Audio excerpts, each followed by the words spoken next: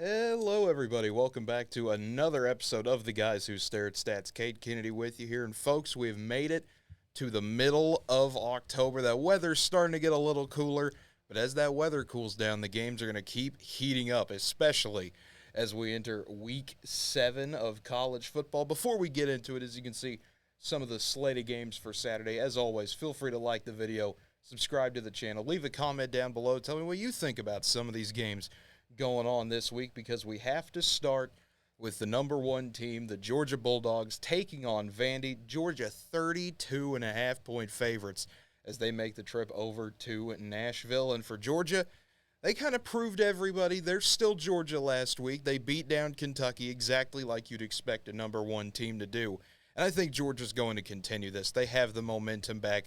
We saw 2 weeks ago what happens when they don't bring their A game against Auburn. But Georgia, they rebounded, they bounced back. Everything you needed to see from them, everybody played well. I think they'll do that against a Vandy team that's not that great. They're 2-5. They have not won a conference game. It'll be a little bit longer for the Commodores, but Georgia should take that one pretty easily. And a bit of a similar situation for this next one. Indiana and Michigan, it's the big noon game. Michigan, of course, number 2 in the country. They're 6-0. They're playing a struggling Indiana team that last time they played, they were blown out by a not bad Maryland team. Keep that in mind. But still, Michigan 33-point favorites in this one. I don't know if they cover that just because of how they like to play running the ball, especially when you get later into a blowout. It's more about killing the clock and giving your younger kids playing time than it is trying to run a score up.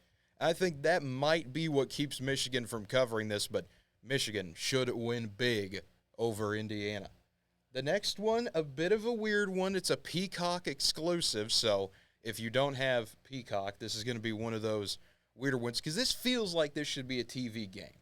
It's Ohio State at Purdue. 2 of the last 3 times the Buckeyes have come into West Lafayette, it has not gone well. The last time they were here, they were blown out, if you remember. That was the Tyler Trent game for Purdue. And tell me if you've heard this before. This sounds like something that would just be one of those weird weeks. It's an 11 a.m. game at West Lafayette, yes. But we're talking about the day after Friday the 13th. We're talking about a lunar eclipse happening during the game. And Purdue's a space school, by the way. This is something that's right up their alley. An eclipse during a game, that sounds like something that would go Purdue's way. But the Buckeyes, 19-point favorites here.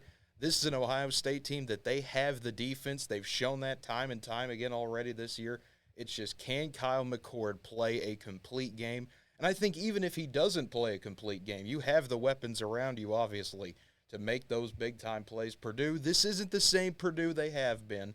It's a new system. Jeff Brom isn't there anymore. Hudson Card, he's been doing okay, but that's not what you need to beat in Ohio State. You can't win this game if you're Purdue with just an okay performance. I think every Purdue fan, every Ohio State fan would tell you that. I think Ohio State finally is able to break out of that curse a little bit they seem to have here, but it will be one of those weird wins probably. You look at halftime and go, do I need to download Peacock for this? Do I need to get the app? What do I need to do to watch this? And then if you do get it, you go, oh, okay, well, Ohio State pulled away. Well, I guess this was all for nothing then, but Buckeyes should win that one. Next one, 11 a.m., ABC, noon if you're on the East Coast. Florida State playing Syracuse, and you look at the Noles, 18.5-point favorites. And Florida State, they struggled a little bit, not a whole lot, of course, but a little bit against Virginia Tech.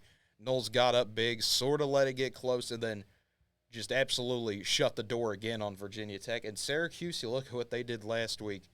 Boy, did they have a rough week with Drake May and the Tar Heels. Giving up 40 points there. Florida State's a fun offense. It's a little bit hit or miss at times, but when the Noles can get going, when I think they will in this one, Florida State is hard to stop, and especially at a rocking Doak Campbell. Even though it's 11 a.m., it'll still be electric because the Noles are still undefeated, and I think they're going to remain undefeated after this one. But looking at, the game we all want to see, Penn State and UMass. No, I'm just joking. But Penn State, my goodness, you want to talk about, I think, one of the biggest spreads you're going to see of any game I can remember. Usually when they get this high, they just don't take it. 42-point favorites for the Nittany Lions. And there's a reason why. UMass they're not a good team. They're 1-6. Their one win was New Mexico State all the way back at the beginning of the season. UMass has had their own problems. If you're Penn State, this is a nice game for you. This is just to work whatever out you need to do, get some playing time for some of your younger kids, and just have one of those as relaxing of a win as you can, as good of a day as you can, because even if you bring your C game even, you're not going to lose to UMass. It is absolutely not going to happen. And James Franklin always preaches that next game mentality. I don't think you'll see it. And you might get a little bit of a slow start here, just being one of those weirder 2:30, okay, it's UMass, but Penn State should be just fine in this one. But the next one, Oregon and Washington, the game day game, the game everybody's been talking about. It's in Seattle. It's going to be cold, 54 degrees, which it's still hard to think we're finally back in cooler temperatures. But in Seattle, the Huskies, a 3-point favorite. And we've heard all about it. We know the quarterbacks in this battle. We know it's Michael Penix for Washington, Bo Nix for Oregon. They both have been playing amazing. It's simple as that. They've both been good. Both these teams have been great this year. The thing that sticks out to me, though, in this game, because I've seen a lot of people saying Washington's at home, and Husky Stadium, that is a place that the intensity will be there. This is a place that can get extremely loud. It's built to get loud. It is built to get to the threshold of pain levels of loud if you let it. But we'll have to see what Washington and Oregon could do in this one, because I think everyone knows about the offenses. And Washington, I think the main story is going to be the defense. Washington's defense and Oregon's defense. How well do they respond to each other? Because I think this will get into a bit of a shootout at some times. That's how these games usually go. If Washington can just get a couple of stops, then I don't see a way the Huskies will lose this game. However, I think Oregon has the better defense, and unfortunately for Washington, I think Oregon is the more tested team. They've had to go to harsh environments before. They already went to Lubbock, and they were able to win there despite Texas Tech throwing everything at them. They had to play Colorado. Yes, it was a weakened Colorado, but this was still all the hype going in them. It was a big-time game. Everyone was excited for it. Everybody knew what that game meant. And Oregon came in and just straight up destroyed Colorado. Dan Lanning is going to have this team ready for this game. And one of those weird ones, I think Oregon goes on the road. The defense makes a few big plays. The offense rolls. I think Oregon holds on and gets a win in Seattle.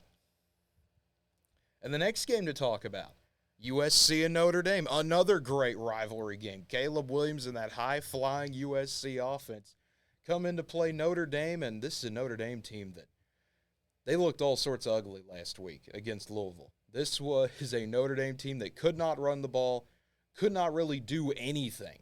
I mean, Sam Hartman had 3 interceptions that he threw.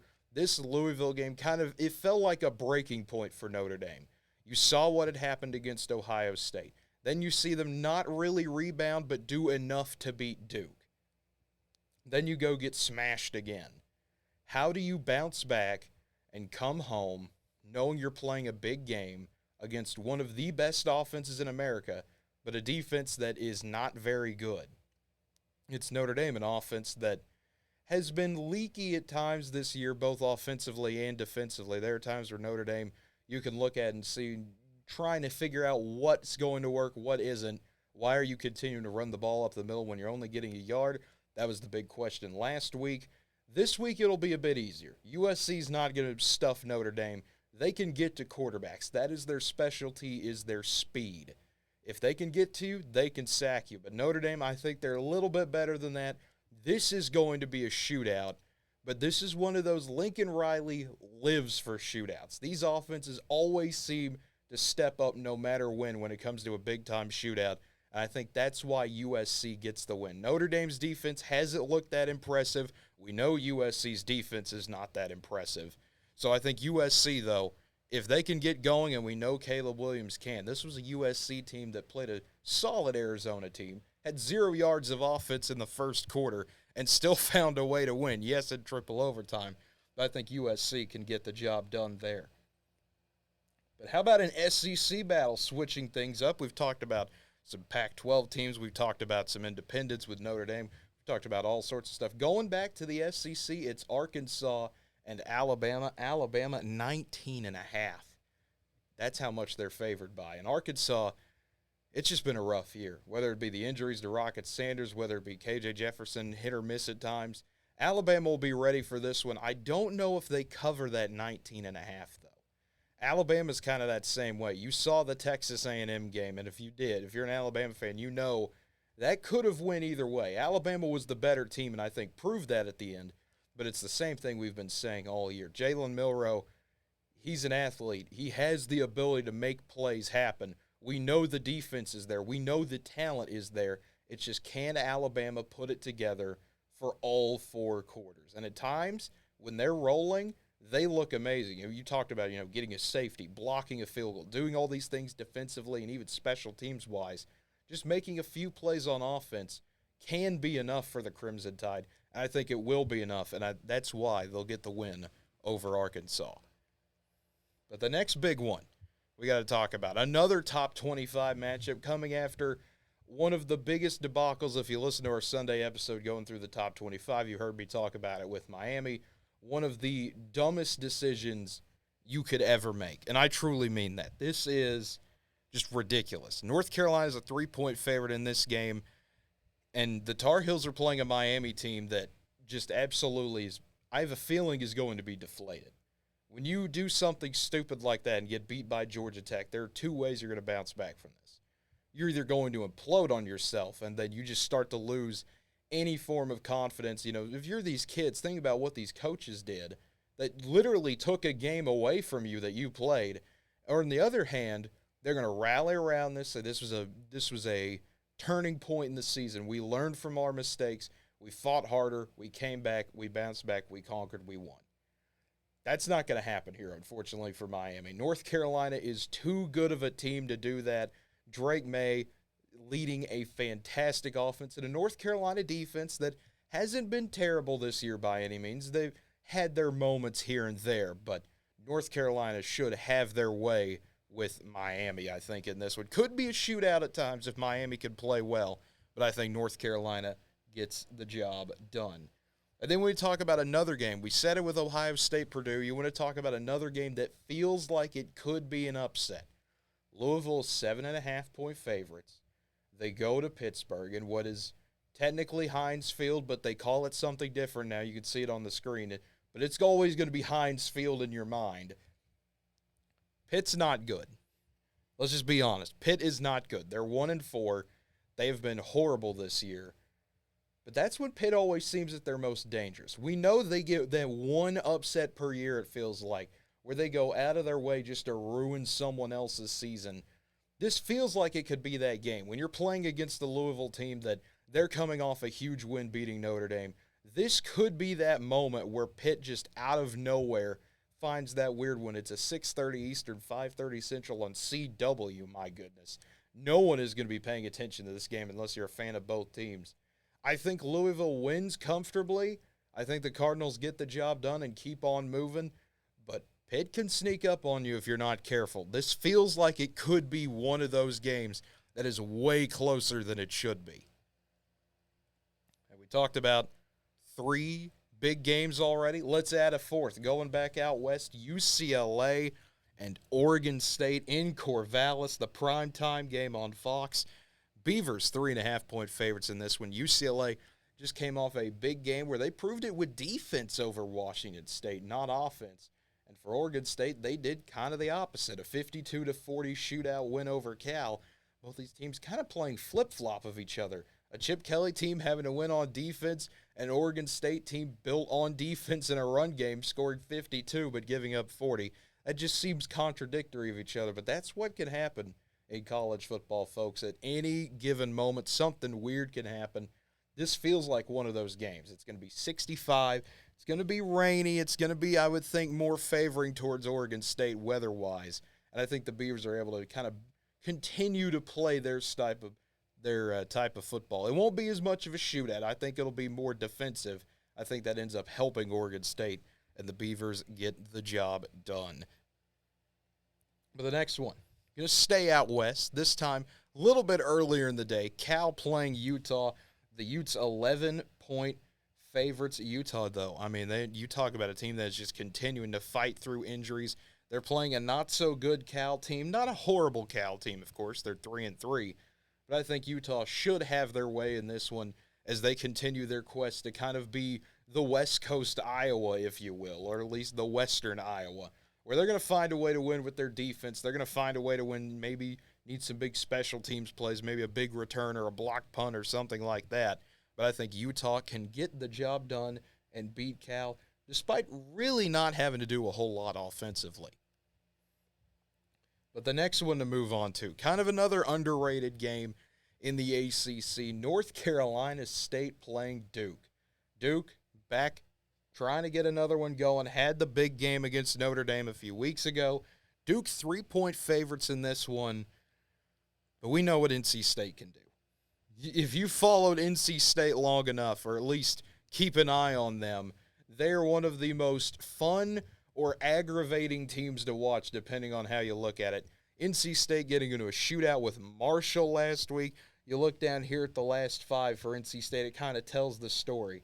Notre Dame was a competitive game for 3 quarters. Then VMI a blowout, 3-point win at Virginia, 3-point loss to Louisville, and then a 48-41 game against Marshall.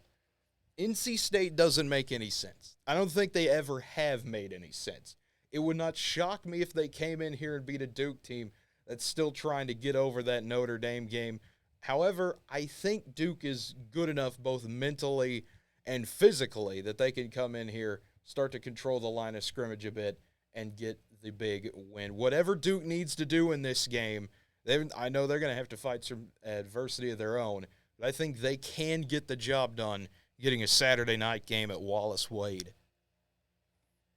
But we got to talk about the 2 number 19s as we make our way, staying on this eastern side for now. Interesting to think about that, right? 2 number 19. It's very often, we get these ties in the AP poll every once in a while, but 2 number 19s with completely different seeming mindsets. But as we kind of talk about them, they almost seem similar. A&M and Tennessee, boy, what a big game this is going to be. It's the 2:30 CBS game in Knoxville. 3-point favorites are the Vols. A&M threw everything they could at Bama. I mean, they really did throw everything at them, it felt like, and they still could not get the job done. And Tennessee's a team that they want to keep on keeping on. They're 4-1.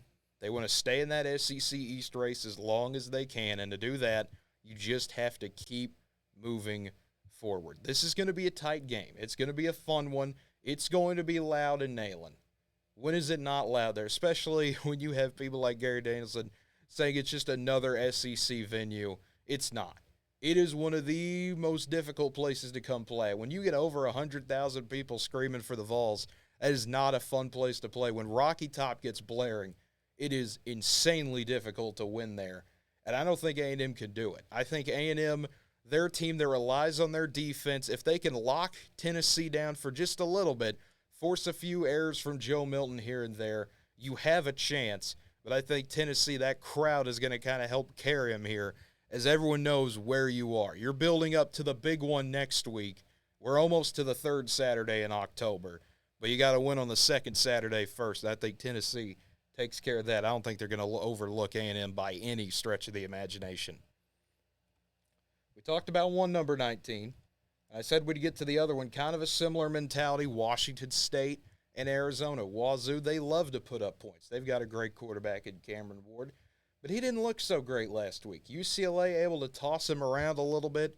For Arizona, it's a potential homecoming for Jaden DeLore. He played at Wazoo, transferred to Arizona, but he's been beaten out the past few weeks by the new quarterback, Fafita, the young kid, and he's got a pretty good arm. He's got a pretty good everything.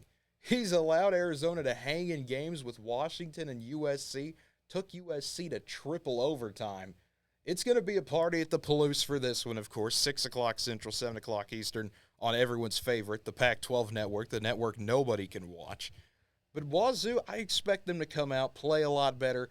This is going to be that kind of classic game. Wazoo 7.5-point favorites. That over-under sitting at 58. I think it'll be a bit higher. I think this is one of those kind of first to 42 sets the tone. Wazoo is able to bounce back. Arizona will give them a scare here and there, but I think Wazoo can hold on for dear life in Pullman. But now we go back down to the SEC, Auburn and LSU. Battle of Tigers. Auburn has not won a conference game yet. Peyton Thorne hasn't looked great. Auburn's had some weird stuff going on with it. The offensive mastermind to some people of Hugh Freeze. That offense has not been clicking at times. And, I mean, it's been rough to watch. This will be a week to get it in gear because LSU's defense, oh my. I don't even know what to say about it other than just it technically exists. I mean, there are players on the field, but you give up 39 to Mizzou. You give up 55 to Ole Miss the week before that. It's got to be annoying for the LSU fans to go from what you've seen good defense before at LSU. That feels like a staple to have good defense at LSU. That was always one of their calling cards. You knew you'd get a tough battle because of that. It's a bit different now. LSU's relying more on Jaden Daniels in that offense, and it's been a weird kind of whiplash for Brian Kelly, I feel like. LSU, I think, gets the job done here. They're 11-point favorites at home in Death Valley, but it's going to be a weird-feeling game. It always seems to be when Auburn and LSU get together, but give me the Tigers of LSU. Can't just say the Tigers. You got to specify, of course, in this one. I think LSU gets it done. But two more to get through, Kansas and Oklahoma State.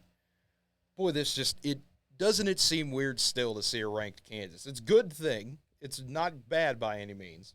It's fun to see Kansas being ranked again after how long they were in the bottom of the barrel there. But 3-point favorites are the Jayhawks coming into Stillwater. That just seems completely weird, doesn't it? OSU last year was the team Kansas beat to get bowl eligibility. Here they are trying to do it again. They're 5-1, trying to get to 6-1, and I think Kansas gets it done. Whether Jalen Daniels plays or whether it's Jason Bean, I'm pretty sure it's going to be Jason Bean. I think Kansas gets it done. OSU, yes, they have the big win over K-State that they just had. Yes, it looked like they're finally going to start giving the ball to Ollie Gordon more and figure out more of a run-first offense instead of trying to get Alan Bowman to throw it as many times as possible. But that being said, Kansas is going to line up and run the ball.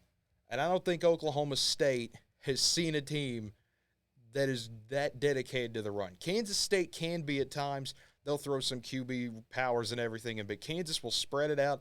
They'll run some option as well. Kansas ran for nearly 400 yards, 1 yard short of 400, 399 against UCF last week. I think Kansas comes in and is able to run over OSU quite a bit to get to that bowl eligibility again. The final one to get to, Missouri and Kentucky, a battle of 5-1s. Somebody is getting win number 6. Vegas says it'll be the Wildcats of Kentucky. They're 2.5-point favorites back at home in Lexington. And boy, is this a weird one. These are two teams, I mean, polar opposites last week in that they both lost, but how they lost. Kentucky, you get completely obliterated off the face of the earth by Georgia. Missouri, it's a game you're up 22-7. You have the lead most of the game, and you watch it slip away as LSU slowly comes back and then eventually caps it off late. I think Missouri, if I had to guess, I would say Missouri might be the better team if this thing was at a neutral site, but being at Kentucky, we know they're a lot more comfortable there. That's how Mark Stoops' teams are. They play well at home. They have a good rushing attack. I think Kentucky's able to get it done here. I think Kentucky, they're ranked. They're going to continue to kind of keep building on that motivation. They know what they need to work on after that Georgia game. I don't think you're going to see another team obliterate Kentucky like that all season.